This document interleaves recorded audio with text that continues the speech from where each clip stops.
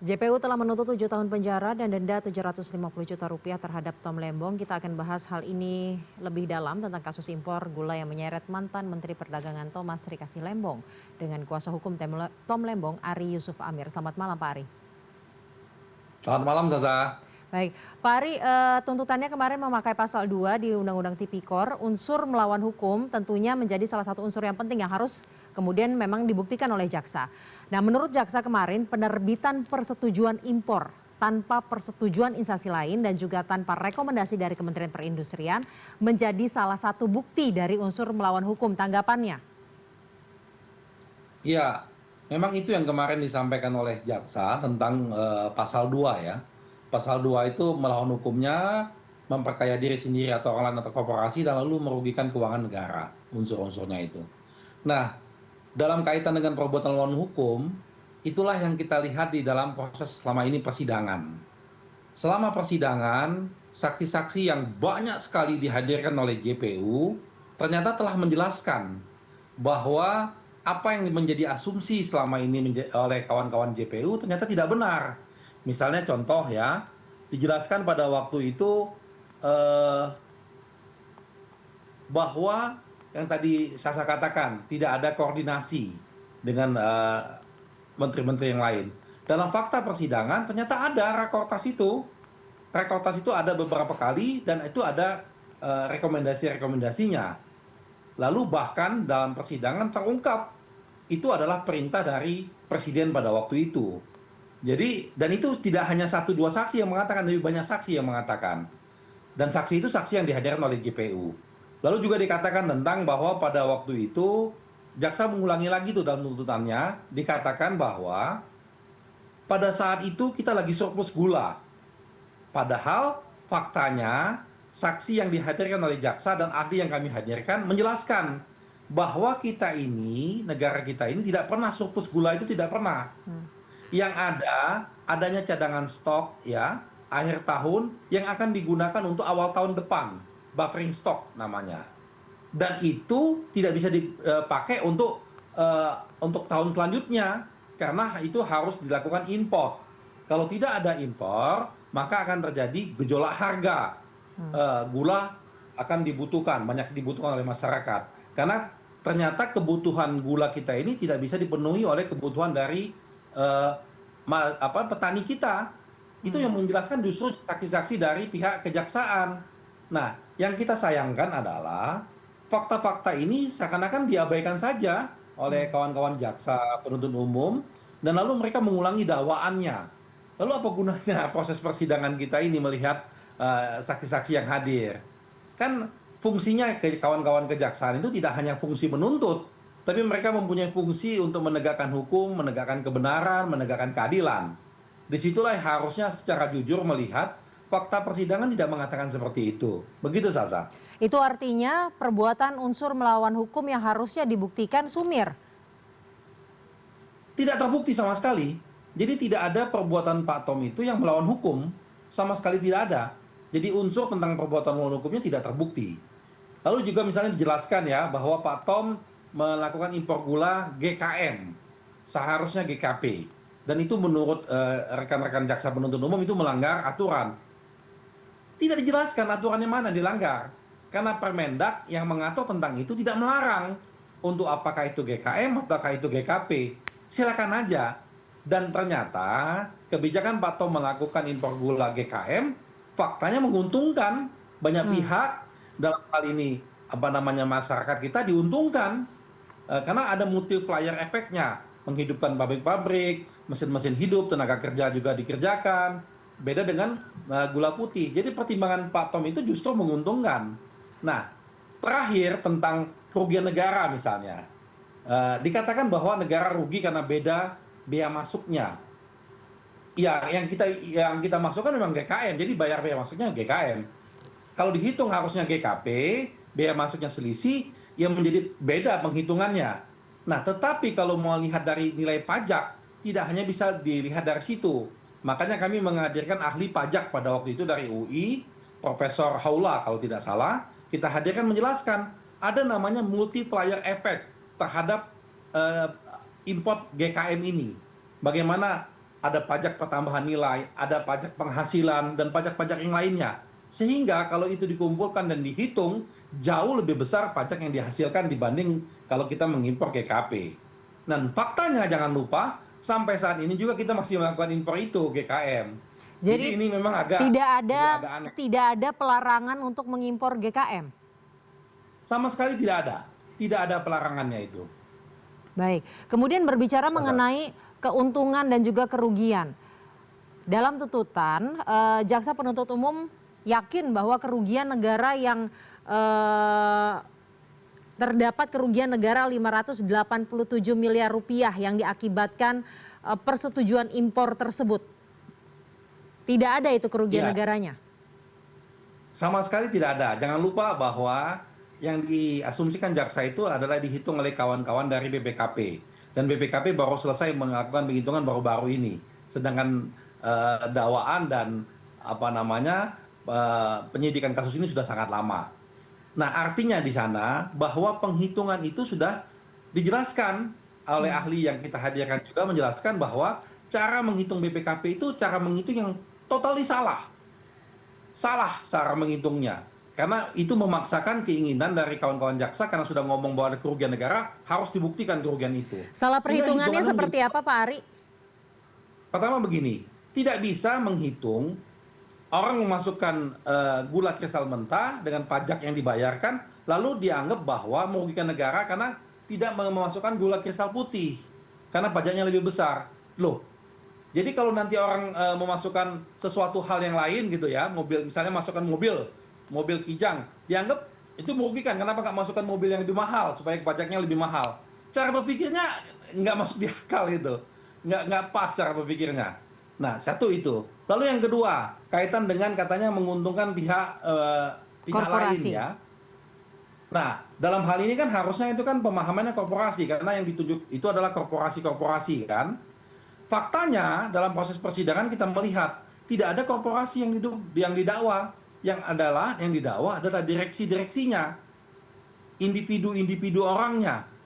Nah, padahal bagaimana orang-orang individu itu mendapatkan keuntungan? Apakah uang itu diambil oleh mereka? Ternyata kan tidak. Uang itu ada di korporasinya. Ya, harusnya kalau fairnya kan korporasinya yang dipermasalahkan. Ini juga menjadi kesalahan fatal lagi nih dari kawan-kawan jaksa, karena dalam tuntutan kemarin disebutkan bahwa menguntungkan korporasi, tapi disebutkan nama-nama orang, bukan perusahaannya. Ini juga hal-hal yang sangat fatal sehingga Baik. ini mencederai rasa keadilan kita. Terkait hal itu, JPU juga tidak menuntut tambahan uang pengganti karena memang dinilai Tom Lembong tidak menikmati secara langsung karena yang menguntungkan itu perusahaannya. Jadinya uang pengganti mestinya dimintakan kepada perusahaannya. Pada tuntutan kemarin jaksa mengatakan seperti itu, tanggapannya. Ya, itulah menunjukkan kalau dakwaan dan tuntutan itu menjadi tidak konsisten. Dia menuntut korporasi, tapi yang dituntut adalah pribadi-pribadi orang. Korporasinya tidak dipermasalahkan. Nah, sehingga dalam persidangan ini sudah absolut, memang Pak Tom Lembong tidak menerima apa-apa. Dan dalam persidangan juga terungkap fakta, Pak Tom Lembong itu tidak pernah ketemu dengan pihak-pihak perusahaan tersebut. Karena yang menunjuk pihak-pihak perusahaan tersebut adalah BUMN. BUMN itu dalam hal ini PPI yang menunjuk itu mereka. Dan itu melanjutkan dari apa yang dilakukan oleh Rahmat Gobel sebelumnya. Nah, inilah yang tidak dipahami oleh kawan-kawan jaksa. Fakta-fakta persidangan ini seperti diabaikan. Lalu juga ada pembalikan fakta yang kemarin pernah sempat kita katakan juga. Kesaksiannya Rahmat Gobel mengatakan bahwa ketika Induk Koperasi Angkatan Darat kalau tidak salah mengajukan perpanjangan untuk melakukan stabilisasi harga, itu diabaikan oleh Rahmat Gobel. Artinya tidak diterima. Jaksa menyampaikan seperti itu. Padahal faktanya dijelaskan Rahmat Gobel itu ketika menerima surat itu seminggu kemudian dia diganti oleh Pak Tom Lembong. Jadi bagaimana dia mau merespon surat tersebut? Nah, itulah makanya yang merespon surat tersebut adalah Pak Tom Lembong. Baik. Dan Pak Tom Lembong melanjutkan apa yang dilakukan oleh Pak Rahmat Gobel. Seperti itu. Baik, tapi kan jaksa menjelaskan dalam tuntutannya bahwa perbuatan yang dilakukan oleh Tom Lembong kemudian menguntungkan korporasi tersebut. Dan menguntungkan korporasi ini memang ada dalam unsur pasal 2 itu, Pak. Iya, memang betul. Pasal 2 mengatakan kalau tidak orang lain korporasi, ya. Nah, yang saya permasalahkan adalah kenapa korporasinya tidak dituntut? Kenapa korporasinya tidak dipermasalahkan kalau memang itu yang mau dimaksud? Karena faktanya kan yang untung ini adalah korporasi, ya. Tapi faktanya di lapangan yang didakwa, yang dituntut ini kan individu-individu orangnya. Hmm. Itu juga kenapa gitu. Lalu misalnya PPI. PPI itu kenapa hanya salah satu direksinya? Kenapa direktur utamanya yang memang menangani ini langsung tidak dituntut juga? Ada apa? Hmm. Ini juga hal-hal yang ganjil dalam proses ini. Jadi seakan-akan proses tebang pilihnya hanya menyasar orang tertentu hanya untuk memenuhi standar formalitas sehingga untuk memaksakan diri untuk menghukum Tom Lembong. Itu kan Proses, sangat kelihatan seperti itu. oke, tebang pilih hanya orang-orang tertentu seperti apa Pak, bisa dijelaskan? Iya, dari fakta-fakta tadi yang saya sampaikan, di sini menunjukkan bahwa ini bukan penegakan hukum untuk yang berkeadilan. Ini adalah betul-betul penuh dengan nuansa politis untuk kepentingan, kita nggak tahu kepentingan siapa, agar supaya Tom Lembong dihukum. Tujuannya hanya itu, sehingga mengabaikan semua fakta-fakta persidangan. Nah, kalau kita bicara logika hukum, proses ini dilakukan dari 2015 sampai 2023. Ada banyak menteri di sana. Kenapa hanya Menteri Tom Lembong yang dipermasalahkan? Sedangkan polanya sama dengan menteri-menteri yang lainnya. Satu. Lalu kedua, tadi yang saya katakan, kenapa hanya individu-individu orang dari perusahaan swasta yang dikenakan? Kenapa tidak perusahaannya? Gitu. Lalu yang ketiga, kenapa hanya salah satu direksinya dari PPI? Kenapa nggak direktur utamanya? Kan direktur utamanya yang bertanggung jawab dong. Kenapa tidak? Ini juga hal-hal ini yang ganjil yang sebetulnya harus bisa dijelaskan oleh jaksa. Hal-hal ini supaya tidak menjadi ini menjadi permasalahan bukan lagi persoalan hukum tapi menjadi persoalan politik. Itu yang harusnya kita hindari. Apakah Seperti itu, Sasa. baik, Pak Ari, pada awal-awal kasus ini, pada awal persidangan Pak Ari pernah menyatakan bahwa ini hanya rekayasa hukum semata. Apakah penjelasan tadi dan juga tuntutan yang kemarin diberikan oleh jaksa tambah meyakinkan Pak Ari atau seperti apa? Ya kami semakin yakin bahwa tidak ada gunanya persidangan ini. Untuk apa kita melakukan formalitas, menghukum seseorang dengan proses hukum, tapi tidak mengabaikan semua proses yang terjadi itu. Mengabaikan fakta-fakta yang ada dalam persidangan. Karena persidangan ini kan sama-sama kita ikutin, publik mengikutin, dan kita merekam persidangan ini. Tentunya nanti setelah 5 tahun atau 10 tahun kemudian, 20 tahun kemudian, ketika situasi politik berubah, ini akan menjadi tontonan bersama dan menjadi lucu. Kok dikatakan seperti ini tapi disimpulkan seperti ini. Itu artinya akan menjadi lucu. Baik, itu artinya semua materi tadi akan dimasukkan dalam pledoi. Tentu kita akan sampaikan semua dalam pledoi karena sekarang tugas kami adalah lawyer, hanya dalam proses di persidangan ini ya, di pengadilan, kami akan sampaikan melalui proses itu melalui pledoi. Nah, harapan kita sekarang hanya kepada majelis hakim, walaupun harapan juga agak kecil sih, tapi nggak apa-apa karena kita harus yakin kepada hukum negara kita. Agak kecil kenapa, Pak? Ya karena berdasarkan pengalaman kita selama persidang, hakim menunjukkan bahwa banyak mengabaikan norma-norma ketentuan dalam KUHAP. Yang seperti yang kami pernah protes tentang orang yang tidak hadir di persidangan tapi diizinkan untuk dibacakan. Padahal kan di situ ada eksaminasi. Lalu kami juga pernah protes kenapa hakimnya itu seakan-akan sudah memojokkan bahwa salah satu hakim ya, bahwa ini adalah kesalahan Tom Lembong dalam beberapa pertanyaannya. Padahal menurut KUHAP nggak boleh loh hakim ngomong seperti itu. Tetapi ya kita gimana ya, kita harus tetap yakin, harus tetap optimis dengan hukum di negara kita. Jadi kita ikutin saja prosesnya, kita buat pledoi sebaik mungkin. Karena kenapa? Karena ini akan menjadi catatan sejarah. Mungkin di periode ini, di pemerintahan ini tidak menghasilkan apa-apa. Tapi akan dievaluasi oleh tingkat banding, dievaluasi oleh tingkat kasasi, dan mungkin dievaluasi oleh publik bahwa banyak hal-hal yang ganjil dalam proses persidangan ini yang nantinya akan pasti akan kita perbaikin. Jadi menurut kuasa hukum tim Tom Lembong bahwa tidak hanya jaksa yang mengabaikan fakta persidangan, namun hakim selama proses persidangan pun mengabaikan hukum acara yang seharusnya ditaati. Betul sekali.